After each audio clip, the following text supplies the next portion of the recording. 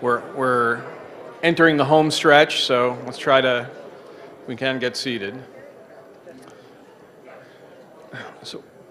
So welcome back. I'm Jordan Becker, and I'm going to be co-moderating this session with Ann Obie. Ann is another NSFNET alumnus and part of the program committee. And this session is going to follow on, I think, nicely from the last session. We're going to look now into the future. And one of the learnings that came out of the NSFNET program is that when you're in the middle of one of these paradigm shifts, it's very hard to recognize what the impact of innovation is on the lifestyle and the future.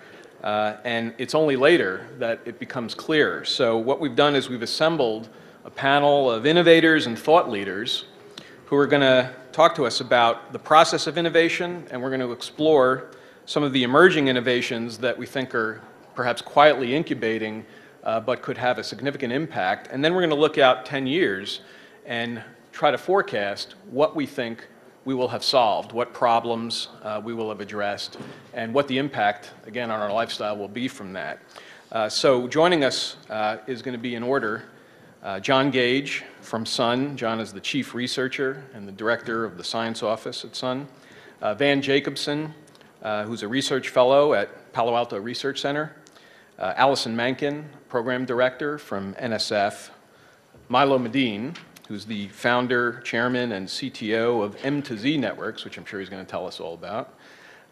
Noah Mendelsohn, a distinguished engineer from IBM. And Drew Perkins, who's the co-founder and CTO for Infinera, a company in the emerging optical network business. And so we'll start with about 5 to 7 minutes of introductory comments from each of our speakers, and then we will go through a series of questions around these topics that I discussed. So, John, why don't you kick us off?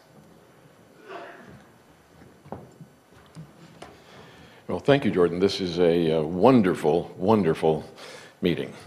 I can't tell you how happy I am to see so many people. And I think we just have to say at the beginning that well, we've won. There it is. That's the summary of all this. I was thinking back, I saw when Doug got up and began to talk, I remembered sitting in his office in 1982. This was just prior to SIGGRAPH in Boston. Some of you may remember SIGGRAPH in Boston. There was a wonderful exhibit of a variety of things. I showed up in Doug's office on the Carnegie Mellon campus, and I thought I would just go back and pull up the New York Times from that day, because most of us didn't, I'm sure, read the Times carefully, but I found on the net the exact copy of Friday, the 23rd of July, 1982 New York Times. Now let me make it a little bit bigger so that we can read it a little more. So when I sat in Van Houweling's office, he looked at me and he said, you know, Carnegie Mellon will build a digital city following in the steps of Berkeley, MIT. He didn't quite say it that way, but he meant to say following in the steps of Berkeley and MIT and UCLA and Michigan and Stanford. I think he was breathing at the time. I didn't hear those words, but the reporter, Markov, captured him later. And we will all be rich, said the vice provost for computing and planning, in a characteristic understatement. All of us have known over the years that these understatements have led us from pinnacle to pinnacle to pinnacle. I remember the moment when we said, or at least Clinton said, after Khalil inserted the phrase in the speech, Internet 2. And everybody said, what the hell is Internet 2? And when the phone calls came in from the press saying, what is Internet 2? In a characteristic understatement, Van Houweling said, it is the future of everything. Got him off the hook. He's right. The whole thing happened. So as I read the paper that morning, Shannon and Simon ain't seen nothing yet, said Van Houweling, and it goes on about how these... And then I found there was also that morning an article about JSB. He'd been talking about, in 1966, about computer simulation of the body, and there's his paper, Computer Simulation of Perceptual Motor Skills, there's J.S. Brown there, and he said, well, you know, Engelbart said it, it's all going to be bodies, networks, computers, augmenting human intelligence. It's going to be the point of doing all this. I mean, the packets are nice, but when you get down to it, we need to have something. Licklider talked a lot about that. We need to have something that really allows human beings to alter the nature of intelligence, and we'll build it. And we did.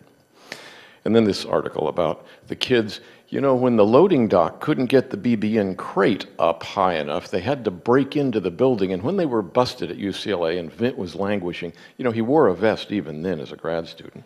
So Vint was in jail and Kleinrock had to spring him. So they got him all out. Kahn ended up giving some money to the bail fund. So all these things, I hadn't remembered any of these things. You know, it's just amazing, this stuff. So here is the picture downtown Pittsburgh where Branscombe would sneak in late at night, and I didn't know, I forgot this. He used to wear that T-shirt that said, S&A means never needing to say you're sorry. Do you remember that? So this was, so as I read through this, we found that Weiss was in there trying to make things. Actually, Alan was a little tougher than he seemed on the panel. He was, remember the vehemence with which he'd say, there better be money there. The other Alan Weiss maxim is, everybody gets paid. Remember that one? That's the foundation of how you do kids doing science on the net.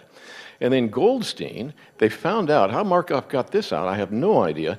There's Goldstein up on the roof of Moscow State putting the satellite dishes in. Nobody at NSA or CIA knew. They were all sitting around looking at aerial surveillance photographs, and Goldstein's putting dishes on the roof of Moscow State. So these were interesting moments. So you can see these other little momentary instances in 1982 of where we were going. I've always wondered about the Werner Brown Smar little dance. You know, so I found a little side note on this over here. You know, the National Center for Supercomputer Applications, which was Larry and a mimeograph machine. You know, essentially it was one piece of stationery he handcrafted that said National Center. Go look around at Illinois. National Center, it was a trailer. So this was the beginning, however, in the Van Houweling tradition of understatement, of beginning to get together some agreement that American science absolutely, desperately needed. Not only computational power, that's just one single mode of a bimodal system. The other was the interactive component, the screens, the way that we could fly to the hearts of atoms, as Ivan Sutherland would say, using the devices on the net as a universal resource. And that is what we've built. So I also hadn't realized Jennings had been a movie star before he came to computing. And so there are a number of things on this 1982 New York Times that really struck me. So I thought maybe I should go back rather than look forward and find those people that actually laid out what we are about to do. So when Licklider says in 1960, it seems reasonable to envision for a time 10 or 15 years hence a thinking center that will incorporate the functions of present-day libraries together with anticipated advances in information storage and retrieval. 1960, 47 years before Google, well, let's say 44 years before Google. A network of such centers connected to one another by wideband communication lines and to individual users by, well, he put in leased wire services. The speed of the computers would be balanced, and the cost of the gigantic memories and the sophisticated programs would be divided by the number of users. And we've heard a little reflection about just how do we do that. And then when you say, so what does Licklider propose? If you come down, well, he proposes this: man-computer symbiosis. So we've spent the last 25 years, and NSFNET was absolutely critical. None of us realized how it would explode, but this is the goal: a development and cooperative interaction between men, humans, and electronic computers. Very close coupling between the human and electronic members of the partnership. That's what we're building. And that is exploding beyond any of our anticipations. So I go back periodically to read Licklider again and again because he had his fingers. I mean, he was a psychologist before he walked into Sage and saw that you could do things on a bitmap screen. So the next leader for us would be Doug Engelbart, because he predicted what NSFNET and what we will use the NSFNET capabilities to do will become. Augmenting human intellect, increasing the capability of a man to approach a complex problem situation, to gain comprehension and derive solutions to problems. So he goes on, and you all know Doug's style of system thinking.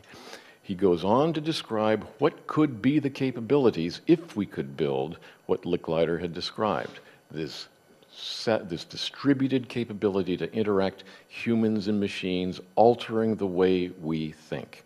And so I think today, when we go out after this meeting, happy to have seen each other, I shouldn't say there couldn't be a greater group of people who have created something that has absolutely changed the world. The next step is to monitor how it changes the world in the new age of precise location data coupled with precise identity. We didn't have that when Licklider wrote these things. We didn't have this when Engelbart wrote this. We didn't have the ability for me to take a little vacuum cleaner and pick your DNA up from the table where you're sitting and then sequence it to prove that you were here. We didn't have these capabilities of knowing where you are. Each of you with a cell phone is, of course, reporting your location with at least 50-meter accuracy, probably 20-meter accuracy. That's the law in the US. So we didn't have this new arising capability of knowing who and where.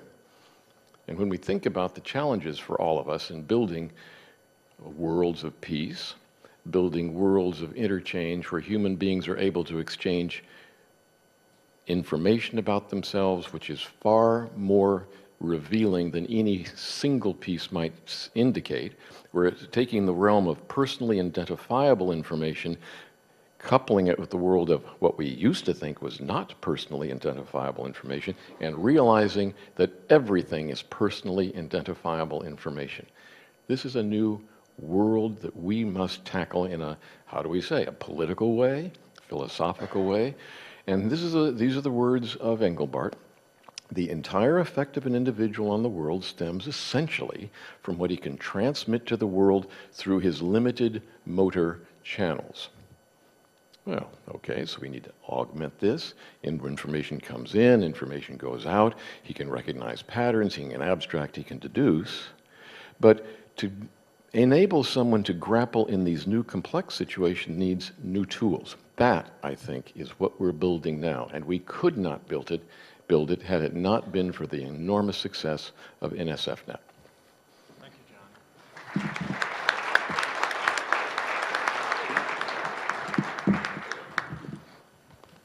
Van, why don't you give us a quick introduction to what you were doing in your reflections of the 86 to 95 time frame and what you see our current challenges to be? There's no way to follow John's talks. So I'm another defrocked physicist. There were a lot of us wandering around in the late 70s and 80s because we couldn't get funding for physics. 85, I was working on the proposal for the super collider. I had responsibility for designing the control system and trying to prove that the instrumentation package would work in a very high radiation environment. And I just finished the final draft of that and was kind of celebrating, and I got so overexcited I agreed to teach a class at Berkeley. So in 86, I was down at Berkeley trying to teach this operating systems class. And I couldn't get data from LBL to Berkeley. There was a Milnet imp, an ARPANET imp. They're about a block apart. And I was getting a few bits per second worth of throughput, and it just made my life hell. So I was trying to figure out why, and in the course of looking for causes for this problem, I ran across some work that Dave Mills had done on trying to figure out the behavior of the 56 kilobit NSFNet.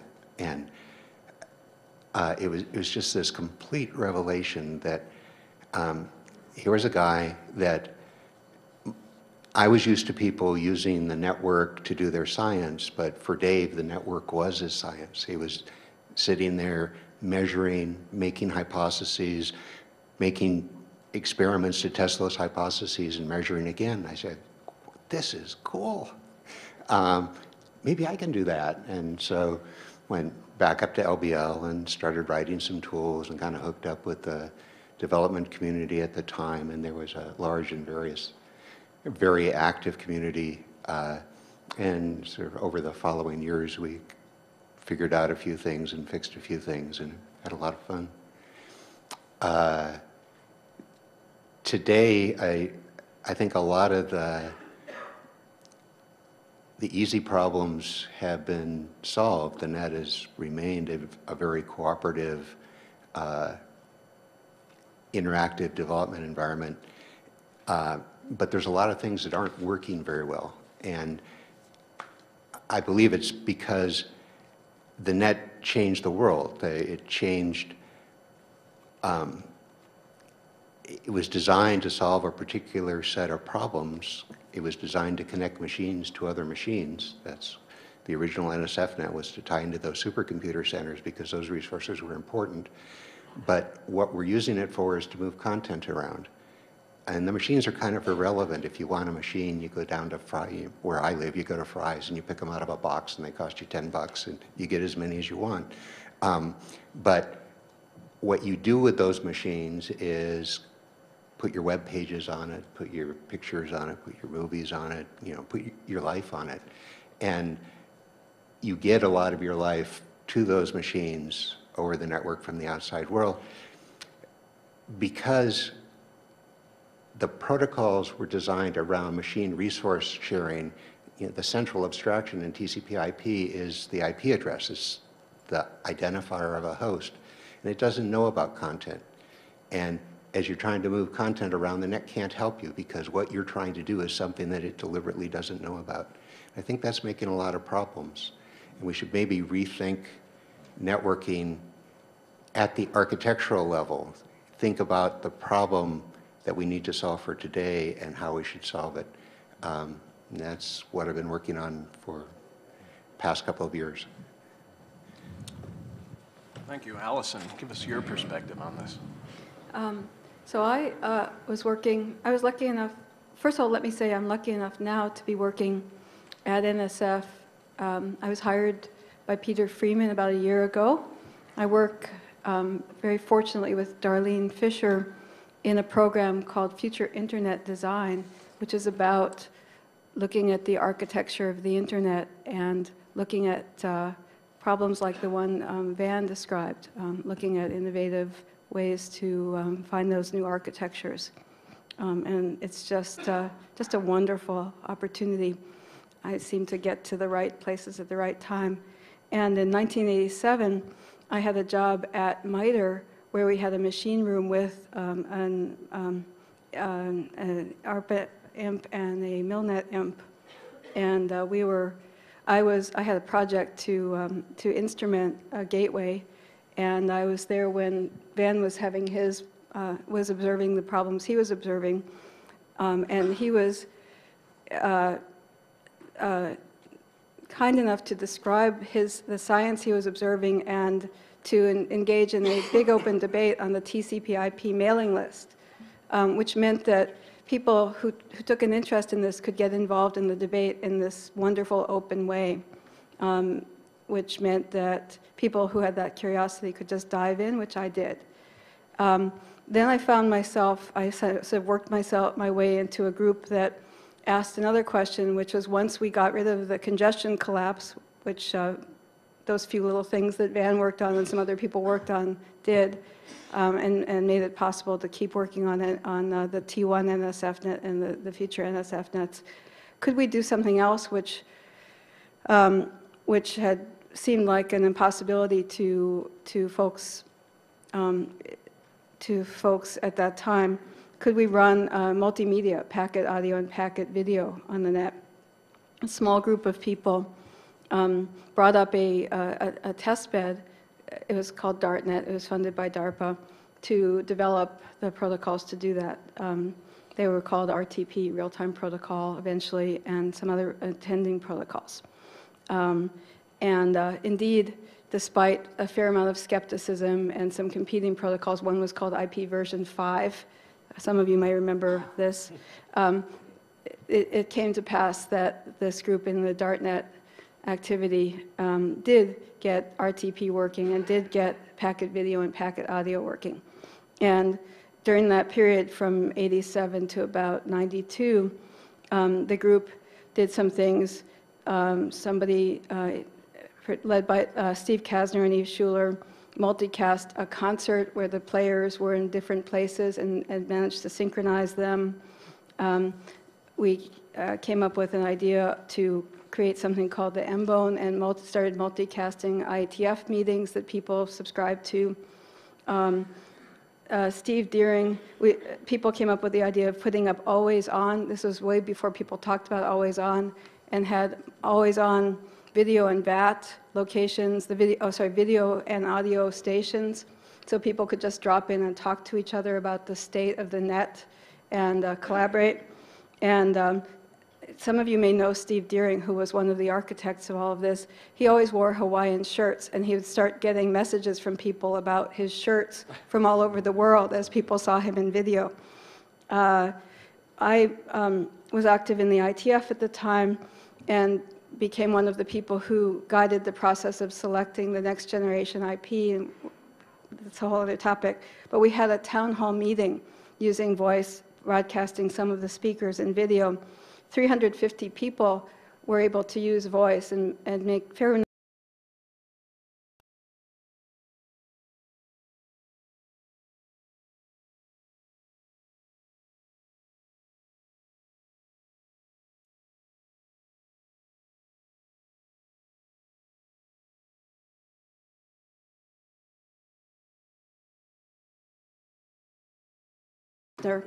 Who then recalled that one of the inspirations for doing the sort of broadening of this outside the test bed was that I had been pregnant with my second child, couldn't go to a meeting, and asked if there was some way that we could actually get the remote meeting into other locations so I wouldn't have to travel. So this is all now a subject of nostalgia. You can go onto YouTube and find a YouTube version of one of these multicasts. And YouTube is a very different protocol. Later on, I'm going to talk about the fact that this very open architecture for this kind of video has come down to something that goes out over port 80. And one of the issues with the way that things have sort of had to re-architect because of the way the net is now. But there's actually a tremendous amount of influence in the fact that people during that period did things on a small test bed, inventing stuff, and then there were ways to disseminate the invention and get the innovation out to lots of people, use it in a lot of ways. And then ultimately, the fact that it was possible, the fact that a lot of people saw it, the fact that people got all excited about it, led to other people standing on the shoulders and getting to an age that we now have that people are calling the video age, and there's a lot of excitement about it. So we can think about that as an interesting thing. In addition, I think that network research often calls for collaboration using networks and doing collaboration in groups where people do a lot of work and then go out and write about their work together. They don't just sort of hack things together, but they also figure out ways to describe the issues in rigorous ways as well as engineering and operational ways. I think there are lots of lessons in this. One of the other lessons we certainly can't follow.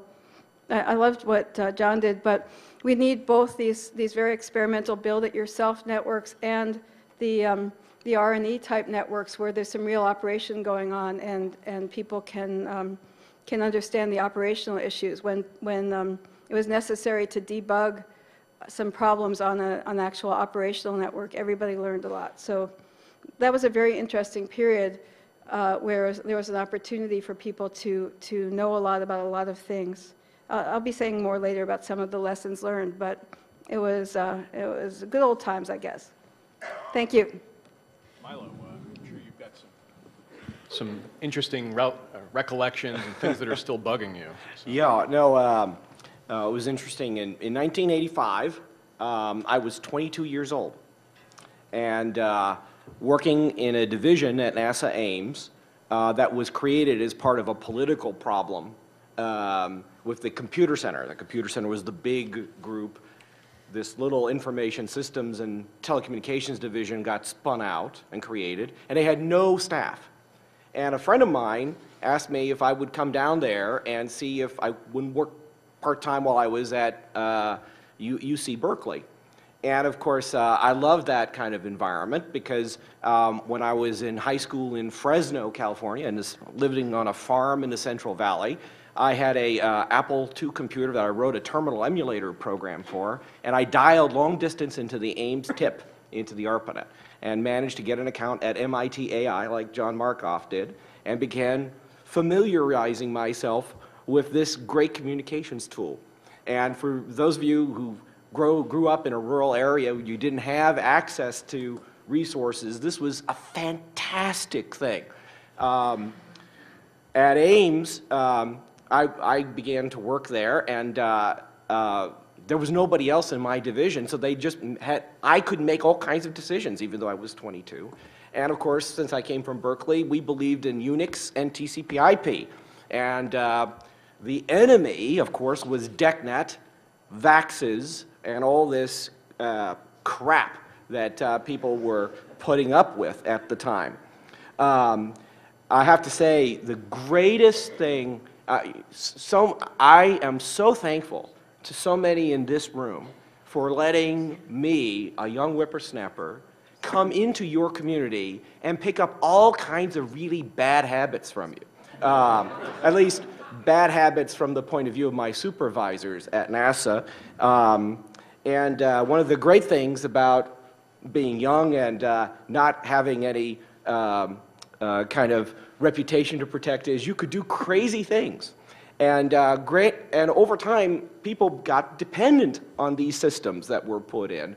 And we had the charter to go out and do all kinds of interesting things. And it was great to be part of this community because connectivity that worked across system boundaries, it didn't matter what operating system you were on, you could connect to each other and do things that brought community together, and I became an evangelist in NASA for that kind of connectivity, and it was great sport competing against the establishment with this kind of infrastructure.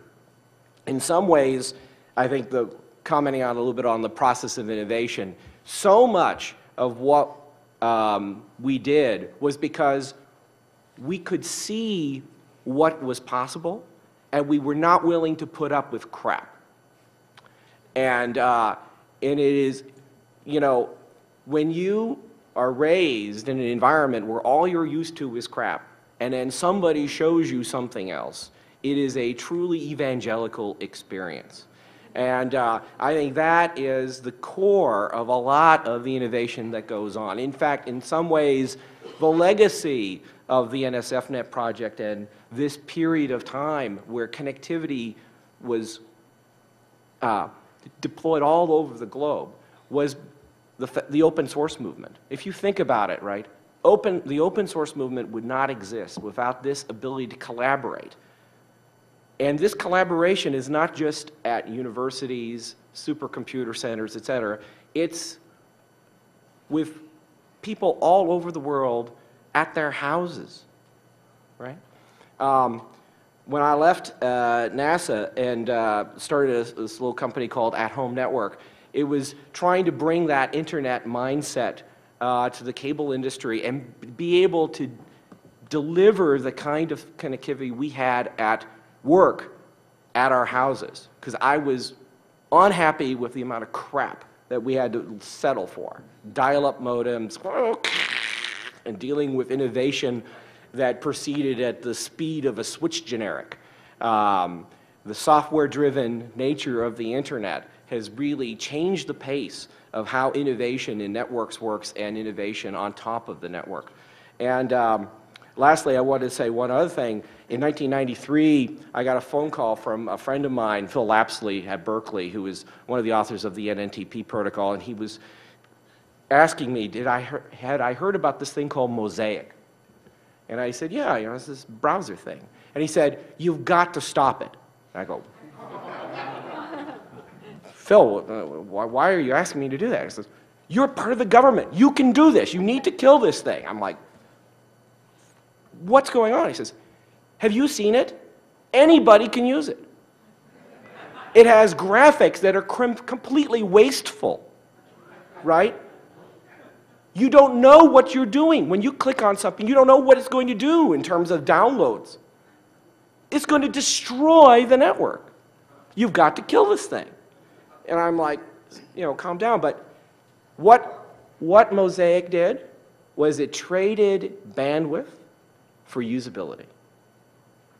And that kind of trade-off is, I think, making these trade-offs of compute power, storage, usability, bandwidth, all these kinds of things enable us to do new kinds of things. I have 6 terabytes of RAID 5 storage in a server at my house that stores every episode of Dora the Explorer that my daughter enjoys. These kind of things, you know, were not possible. We take all these pieces together and innovate together in a distributed way. That, I think, is going to be what the future is like. Thank you. Thank you very much, Milo. Noah, you come at this from a slightly different perspective, less network-centric. Give us your views on all of this. Yeah, that's exactly right.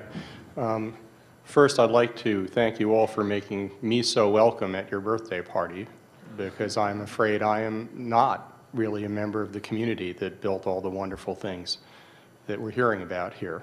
And let me start by giving a direct answer to Jordan's question, what was I doing in this period of interest that's relevant to our discussion? And it turns out that in that particular period, I think the answer is not much you'd care about. So you're surely wondering, okay, and why is this fellow on the panel?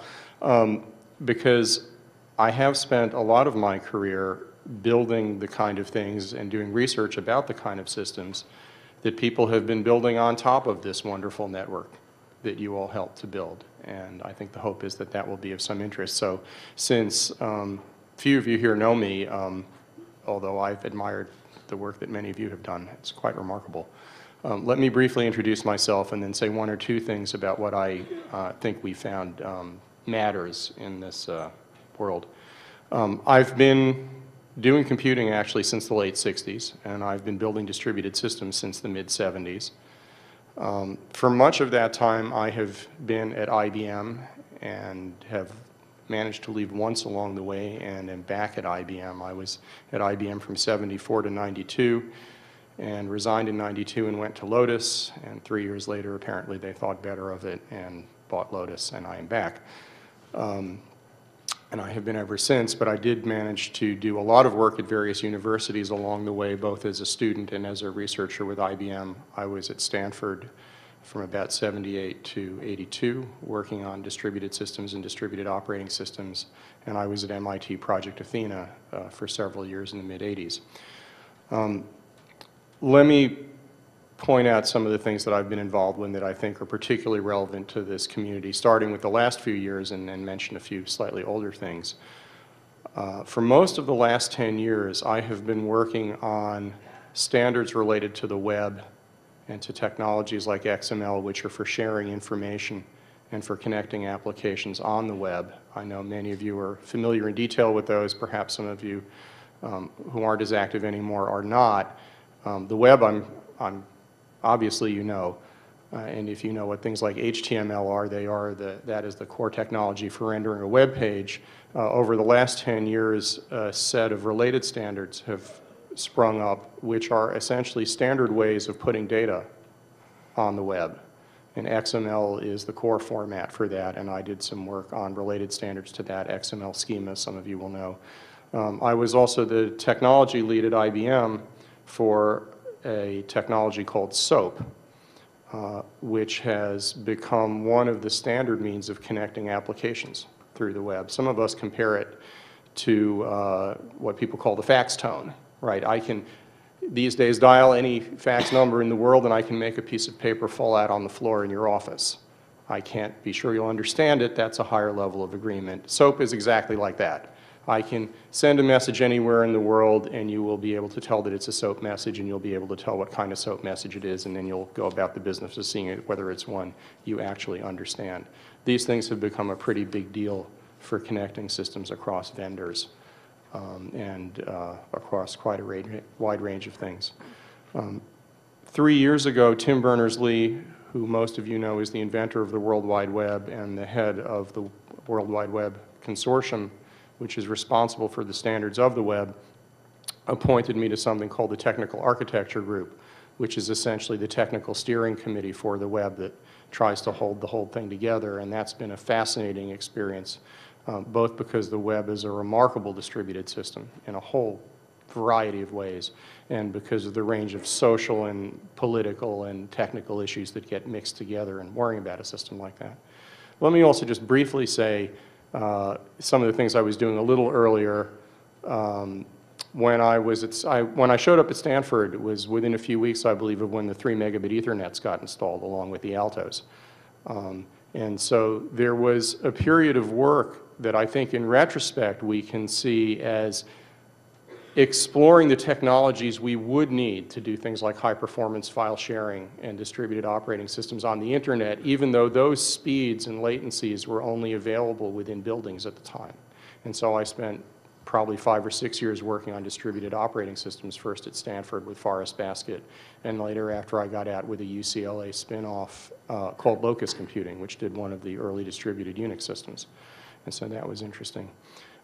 Let me just briefly say one of the things that I've learned in working on the web, because it's simple at one level, and I'm always struck by how deep the implications are. Many of you will have heard of what people call Metcalfe's law, or closely related network effects. Basically, it has to do with the fact that in some ways the value of a network grows with the number of things you can interconnect. So if I write something on the web that has a certain value, you can read it, but it gets more valuable if you can talk about it. Okay, my travel reservation gets more valuable if it can link to the weather report for the city I'm visiting, and similarly, the weather report gets more valuable because it's linkable. That's a very nonlinear effect. Metcalfe would say it grows as n squared. The punchline is one big network is worth a lot more than lots of smaller networks. And from that, you start deriving some very interesting effects. You'll notice that people are trying, at times, to build a separate little web for the cell phones because the devices look different. But there's this huge pressure to say, look, if you build it separately and I want to send you a link to my travel itinerary, I've got to know if you're going to read it on your cell phone. So you'll find these are the things that the web community worries about all the time. It's got to be one web, and the same link has to work everywhere. So in some ways, what occurred to me is that you folks did an astonishing job of getting that kind of ubiquity for packets. I can drop a packet in the network anywhere and have it pop up anywhere with high reliability. And in the years since, we've been investing on bringing that same kind of ubiquity and ad hoc, no planning. I mean, I could do Telnet to anywhere, but I needed a login account. But I can go to a web page with no planning.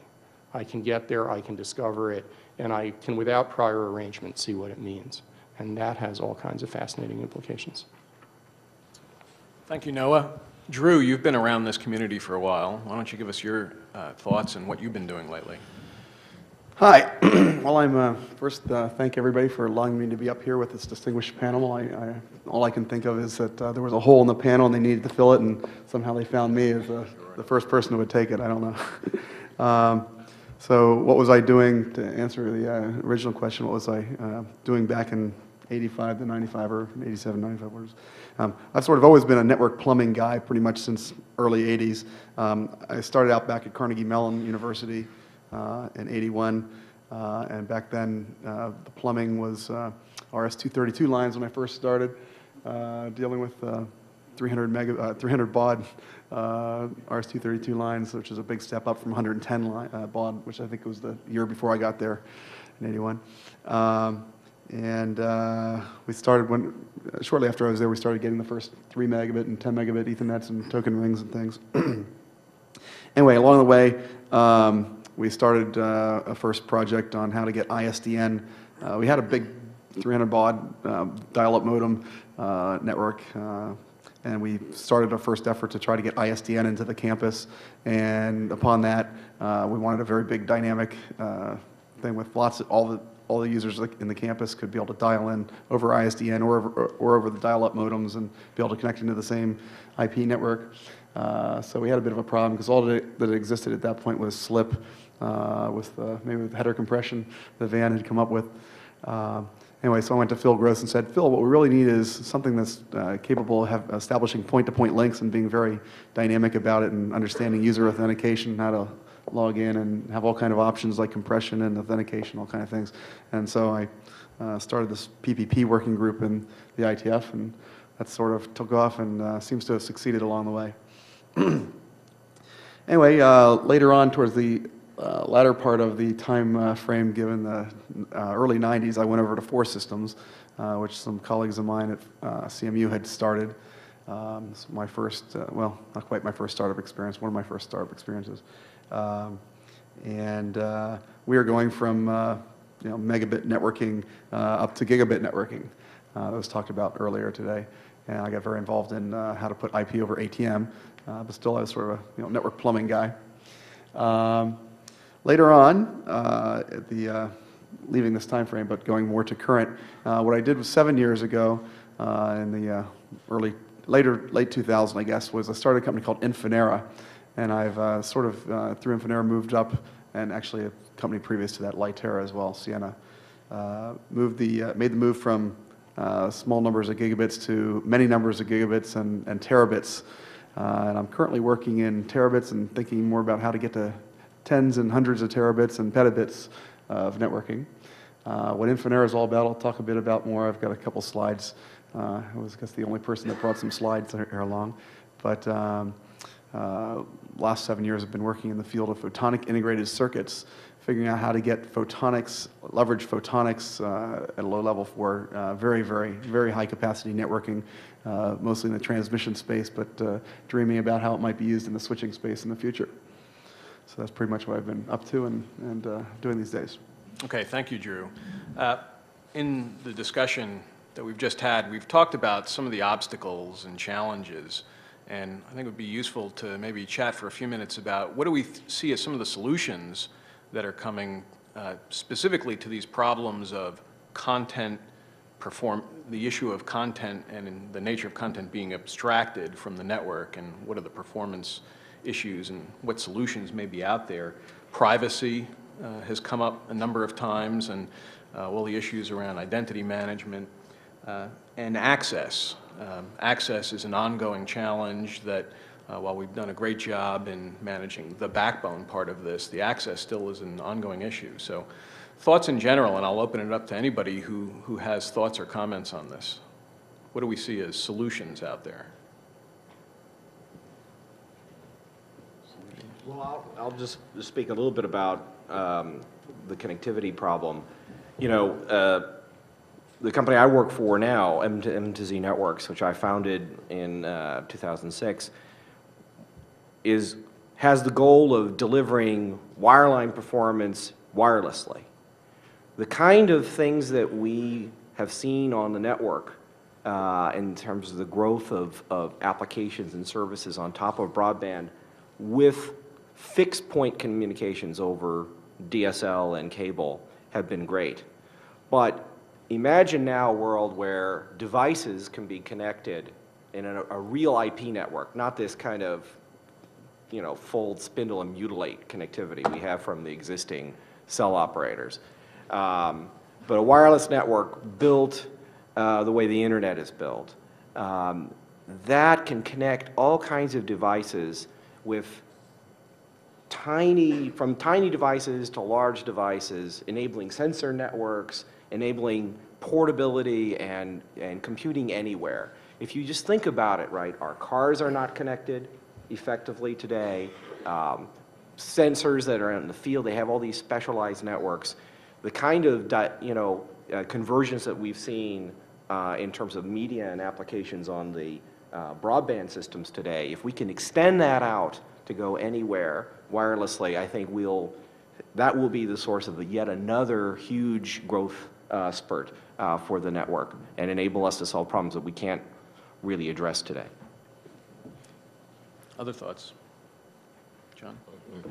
I think that remember the fights over wireless IP, mobile IP, what you were talking about, the notion of separating the idea of location and IP identity. Until that was clarified in the protocols, there wasn't any hope that we'd be able to do these things. And so protocol development, I was intrigued by what Van was saying about content and shaping the structure of the net. It's clear that we've got to do something. The numbers that always startle me, I just was talking to the IPv6 crowd in the Future of the Internet Center at Tsinghua. And everyone's very proud in China of having a purely IPv6 network. And the talk, Stephen Chen is now in Beijing working up ways to do rural healthcare. This is our supercomputer, rural healthcare, using tiny mobile devices, utilizing these now clarified protocols. And it's a commitment. Think of this in a country that now has almost 500 million cell phones.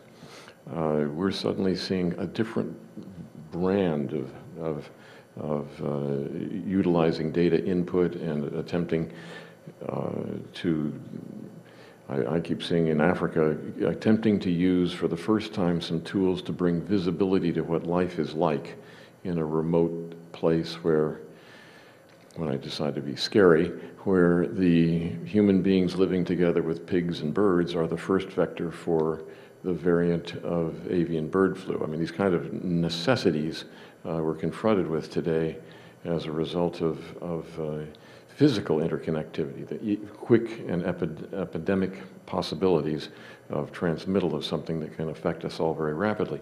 And I view as Milo was saying, the capability of doing this as our first line of defense in these kinds of new threats that we've not had in the past. But how to tune the network and do something decent, as you were saying, Van, about content, how? What do you, I'm intrigued. Oh boy, an opening to rant. So the problem I see is, say I want today's New York Times, I should be able to say, I would like today's New York Times, and something should give it to me. Something that's got it should give it to me. But what I have to do is go talk to some server in Manhattan. And so the way our protocols are structured, you have to first figure out who to talk to, and then you say what you want to talk about. And it's completely backwards, right? Because the problem you're trying to solve as a person is what you want to talk about. And there is a style of communication that's more general than the point-to-point conversational model that IP is based on. It's the one that you would use in a classroom lecture, or if you wanted to in this room, say, does anybody have the time? I'm not picking some victim and then pointing at them and saying, do you have the time, right? I'm asking a question of the room. I'm saying the information that I want, and somebody in the room that's got the time might give it to me. Makes efficient use of our speech broadcast media. It makes very efficient use of any broadcast media, particularly wireless, which we make horrible use of today because we turn this broadcast medium into a point-to-point connection. And it's also got a transparency that tends to both do efficient transfers. So I ask for the New York Times, and somebody in the room who's got it gives it to me, and other people who want it, they also get it because it's broadcast.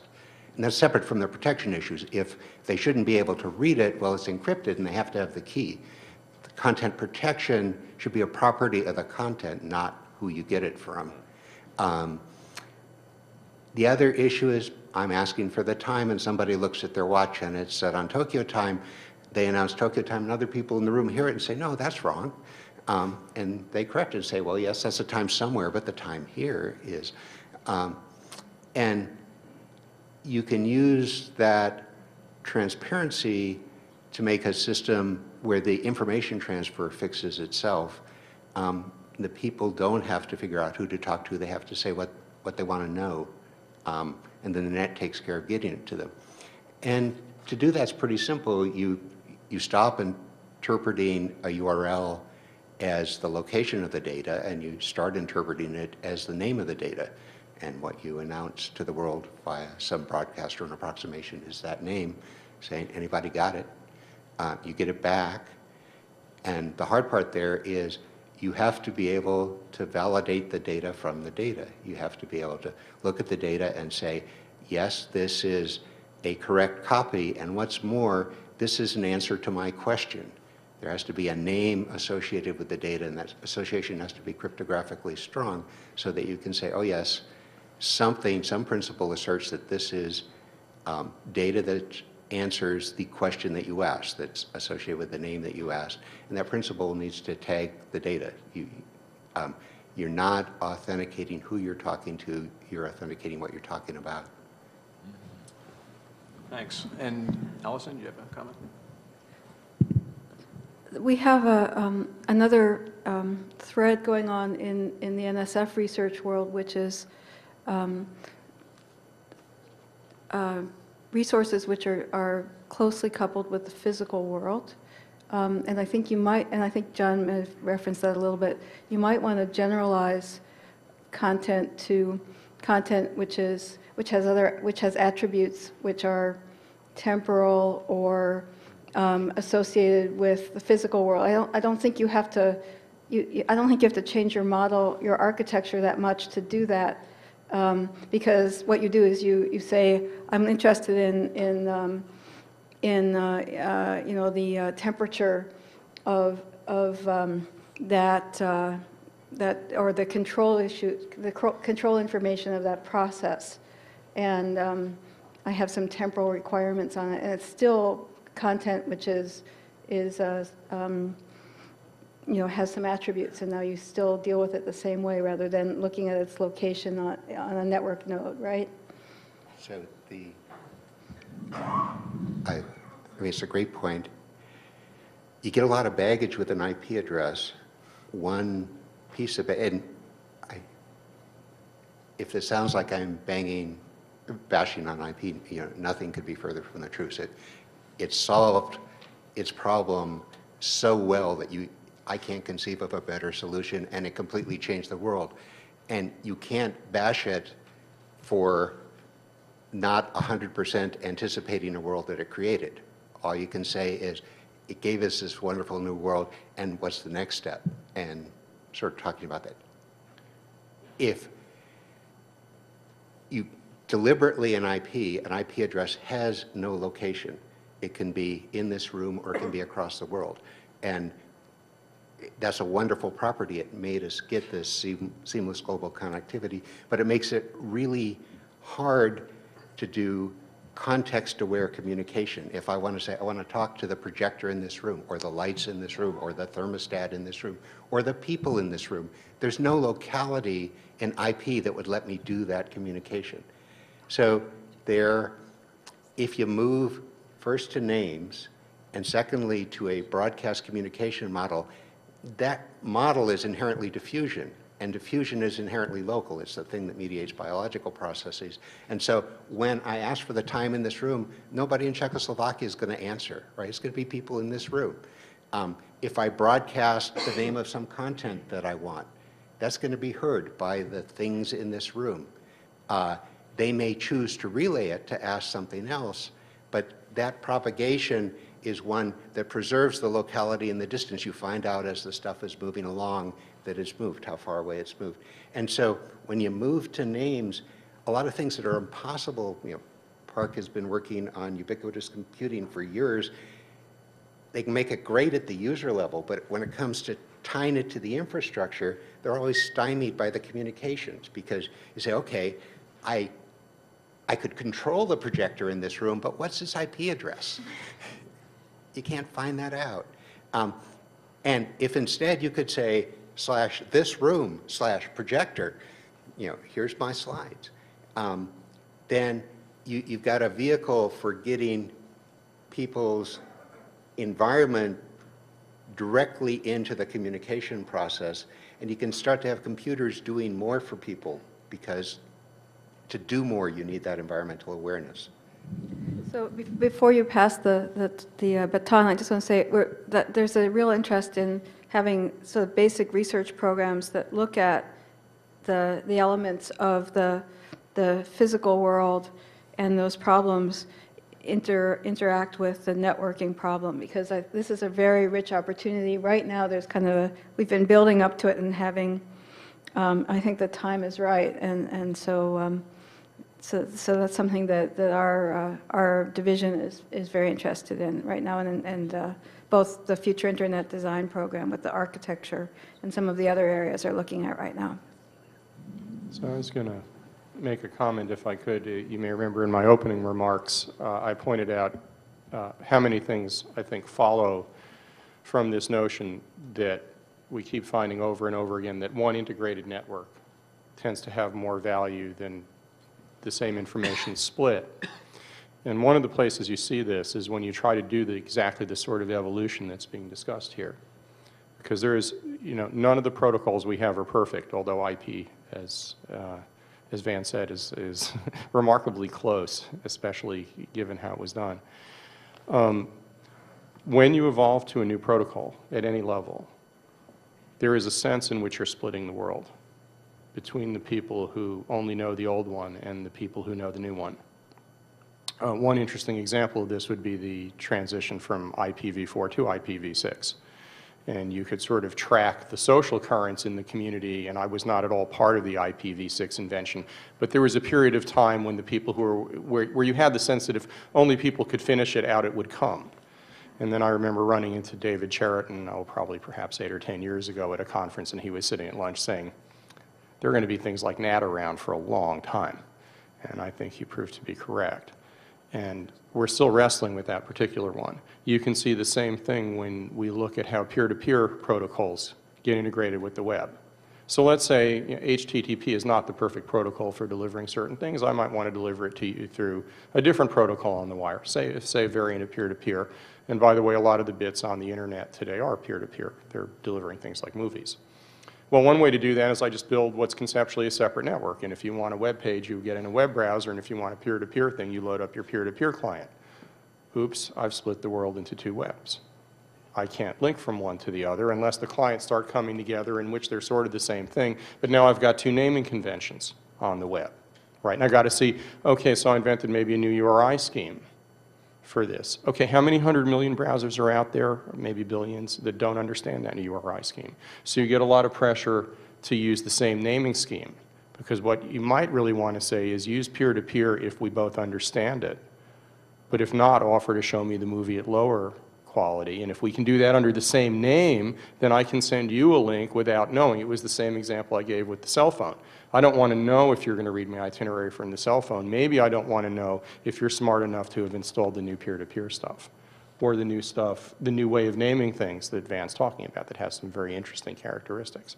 And so there's this interesting give and take that when you join, say, the web or the internet, you're gaining this incredible value from being, whatever you put there gains value from everything around it, but there's this incredible back pressure to be conservative and to not change your protocols or your naming schemes or anything. And that's a very tough battle. Okay, thanks. We're running short of time, so I'm going to ask Ann to give us some final thoughts and close it out here. Sure. I want to thank the panel for their time and for sharing their thoughts with us. I think that today, we've talked about the today and the future, and we've become a part of recorded history today. And as we approach the future, I think we go home with our bags packed with lessons learned, renewed human networks, and as Jim Williams said yesterday, our capes. But approaching the future brings to mind a recent movie and a message there that sort of captures today, tomorrow. And the movie is The Bridge to Terabithia, and the message is, keep your minds wide open. So we thank the panel for keeping their minds wide open, and the next item on today's agenda, if I could ask the panel to just make their exit, and we'll be transitioning right into the closing. And Doug, if you'll take that forward, please.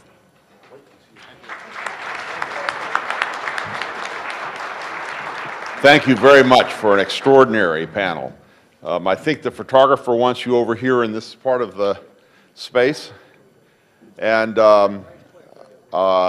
if we can, I'd like the representatives of the original NSFNet partners to come on up here. And I see Dr. Mement over here, and you're welcome to come on up to the stage as well.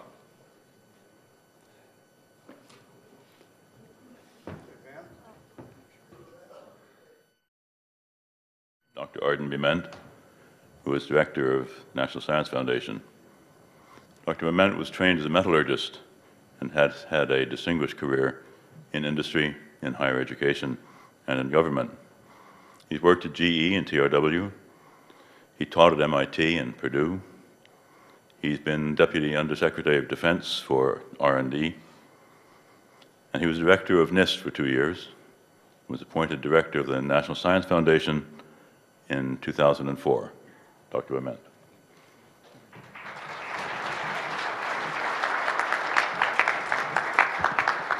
So what the partnership wishes to do is recognize the role of the National Science Foundation.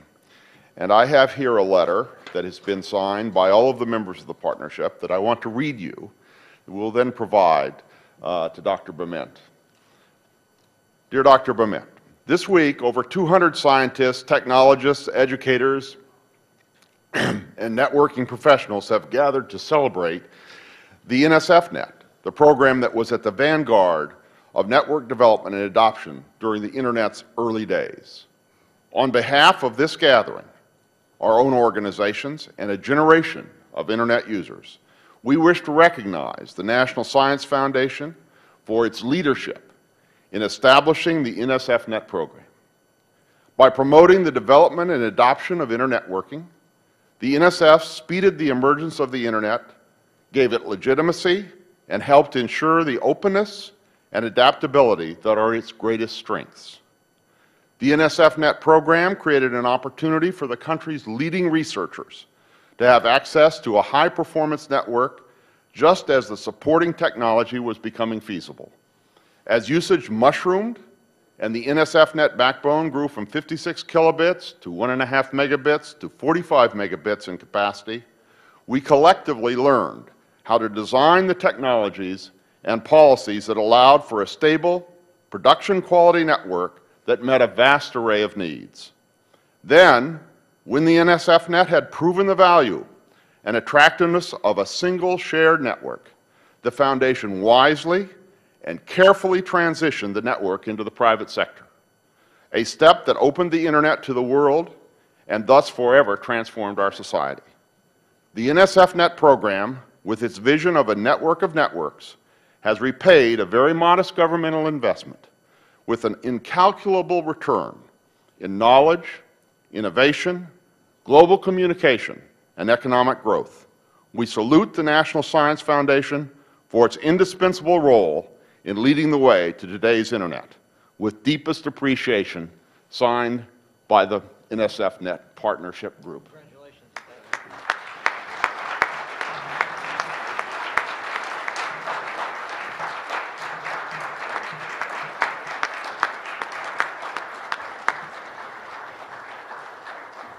We also have here a globe in recognition of the NSF's contribution to the creation of NSFNet, presented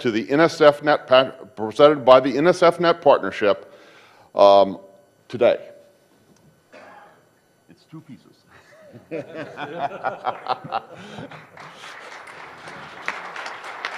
to have you here. This has truly been an extraordinary meeting, and I'd like to give Arden an opportunity now to provide us with his thoughts and comments as we wrap our day up. Arden? Thank you. Thank you, Doug, for this wonderful recognition. On behalf of my colleagues at NSF, I want to thank you very much for this recognition of our work in establishing and developing the NSFNET. And I can tell you that this wonderful letter will appear on our website as soon as I get back. It's a great testimonial. I'm delighted to be here to celebrate the accomplishments of all whose vision and leadership made NSFNET and its subsequent incarnations a force for scientific progress. I'm told that platinum is the appropriate symbol for 20th anniversaries these days. Since platinum has come to signify something of extremely high value, nothing could be more suitable for this celebration.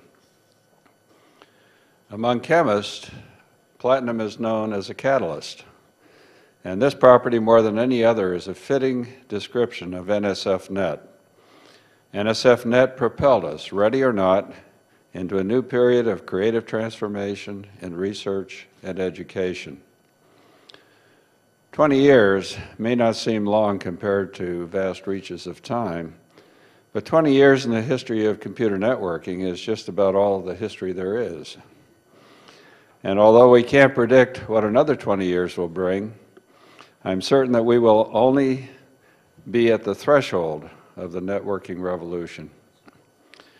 Networks, conceptual or personal, physical or virtual, and above all global, define our world today.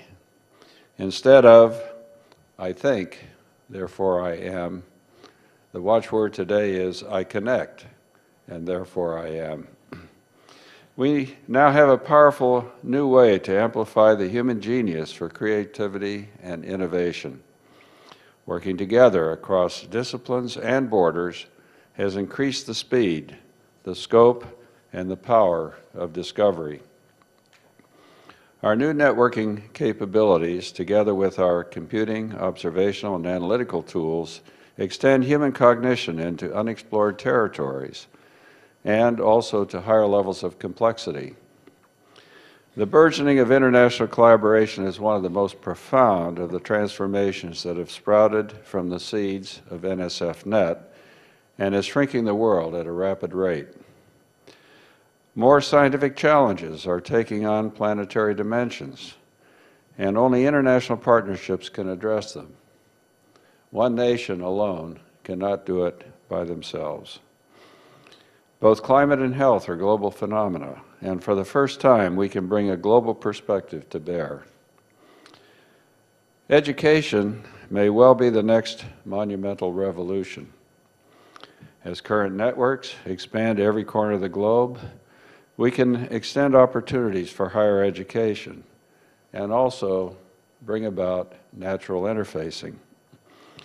Through digital libraries, data banks, accessible educational modules, and remote access to research and experimental tools, we can replace brain drain with brain circulation. With help from all of you and others in the community, NSF will continue to seek out transformational research at the frontiers of discovery to advance the power of networks.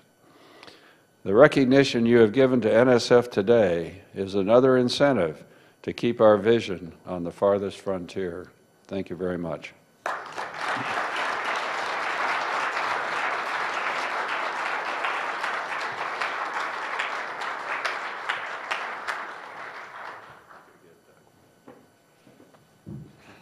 Got you all loaded down. Thank you so much.